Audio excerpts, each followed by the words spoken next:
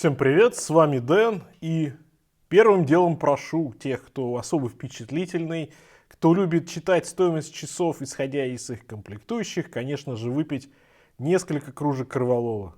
Ну или чего-нибудь еще покрепче. Честно говоря, я и сам припил корвалолу. Да вы что? Потому что сегодня будет нечто. Наверное, такого на канале еще не было. Марис Лакруа, Icon, Tide. Из всякой мусора, который выловили в океане, в общем, сделали все, что здесь вы видите, насколько я понимаю, и коробку, и сами часы. Но давайте по порядочку, давайте открывать и посмотрим, что там внутри. Если вы активно протестовали против Swatch, например, Moon Swatch, да, которые там пластмассовые, 200 с чем-то долларов, то сегодня вы просто бомбанете. Но спасибо Алексею, который дал мне эти часы для обзора. Честно говоря, сам бы никогда не подумал, чтобы их вам показать. Но на самом деле самому интересно, чего ж там такого могут предложить, знаете, за сколько? Ну, где-то за 700 евро у них ритейл европейский, и это где-то в 2 раза дороже, чем Moon Swatch. Давайте смотреть. Так, значит, вот такой вот у нас тут мешочек. Прикольный. Вот это прикольно вообще. Это как будто бы прям Макдональдс. Такой стаканчик из-под кофе или чего хотите. Все это из переработанных, да, сделано 100% пластик, который они выловили в океане. Ну, понятно, да, понятно. Я знаю, что вы напишите в комментариях. Это, конечно, такая пиар-акция, потому что вы там сделаете 100 часов и выловите там 2 бутылки в лучшем случае. Ну, опять же, здесь в защиту все-таки скажу компании, что важно показывать. Показывать, что нужно делать, в каком направлении нужно идти. Да? Это же не значит того, что, ну, скажем, если 100 человек пройдет и выбросит мусор на тротуар, и вы подумаете, ну, я тоже выброшу, потому что какая разница, да, там будет 101. А вот если вы там, ну, как бы это же правильно так не делать, да. Поэтому я считаю, что такие активности в любом случае, они полезны. Другое дело, что очень часто маркетологи этих компаний делают что? Они завышают цену, потому что, ну, это же тренд. Ну и давайте, короче, открывать. Вот упаковка прям супер круто, очень круто. Это вот с точки зрения, знаете, я думаю, может быть, они какой-нибудь даже приз подняли на каком-нибудь там конкурсе дизайна, упаковки или чего бы то ни было еще. Это реально прикольно. Ай, слушайте, это что такое-то? Это Лего как будто бы, или какой-то игрушечный, знаете, напоминает губка Боб, что-то такое. Картинка оттуда.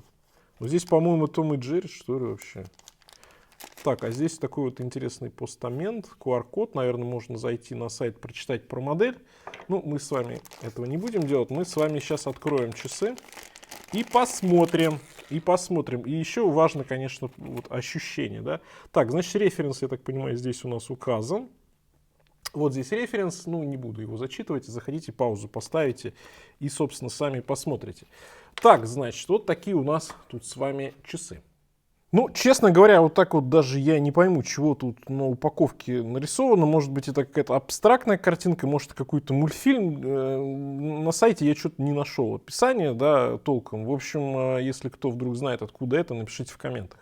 Но, по-моему, очевидно, что вот такой дизайн, это что-то больше такое... либо для девушки, может быть, либо для подростка. Ну, мне кажется так, да.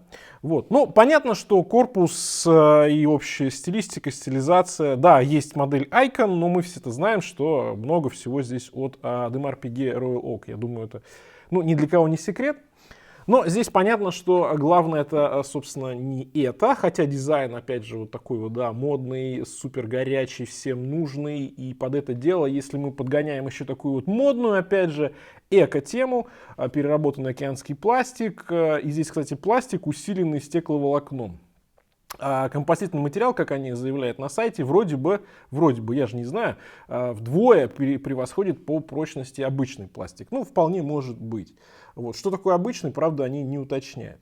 И подсчитали в компании, что для производства одних часов, вот таких, да, и упаковки в виде цветного стаканчика требуется 17 пластиковых бутылок, которые, вот, собственно, выловили в океане. Можно посчитать, если знать общую партию, да. Но такие цифры они не раскрывают. Есть мужские версии, есть женские, очень много цветов, расцветок. И такие вот они, знаете, сочные, летние, яркие. И, ну, действительно, здесь сочетание оранжевый и светло-голубой, или бирюзовый, как хотите назвать его. Это всегда такой прям супер летний вариант. 100 метров водозащита, быстросменный, да, действительно быстросменный у нас каучуковый ремешочек, сапфировое стекло. И внутри стоит кварцевый калибр Ронда 515. Очень надежный и вместе с тем очень дешевый. Ну, как я говорил, эта модель стоит 700 евро. Считаю 5 секунд, чтобы вы написали какой-нибудь комментарий обязательно. Раз, два, три, 4, 5. Написали? Или вам больше времени нужно? Ну ладно. В общем, как вы понимаете, здесь говорить о том, что там часы должны стоить сколько там вот стекло там и так далее, это все, конечно, не про эту модель. И с другой стороны, бренд Maurice Lacroix, наверное, не тот бренд, чтобы за него брать огромные деньги, да, ну, собственно, не Омега.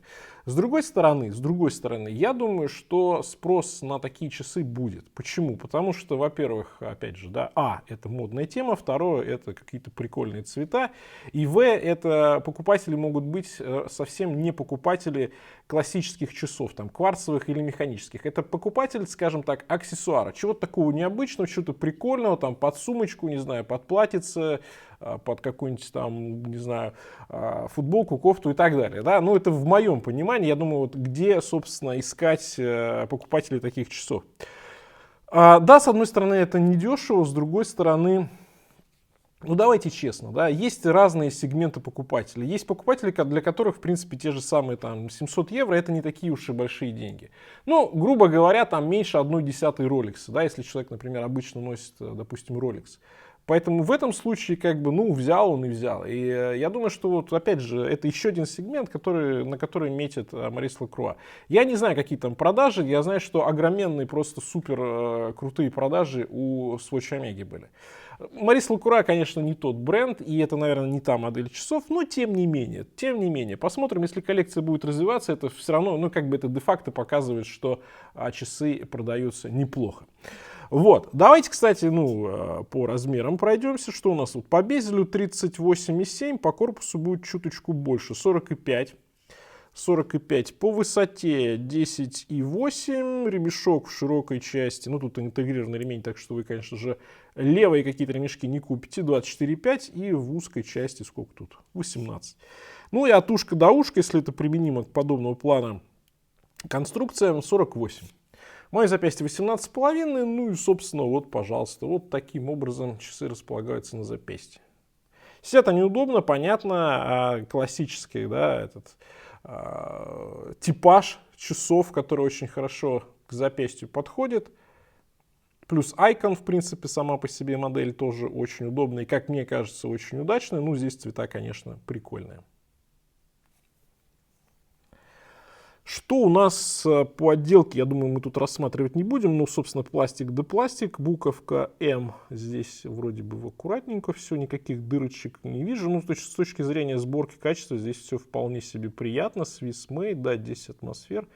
Тайт, опять же. Здесь Maurice Lacroix.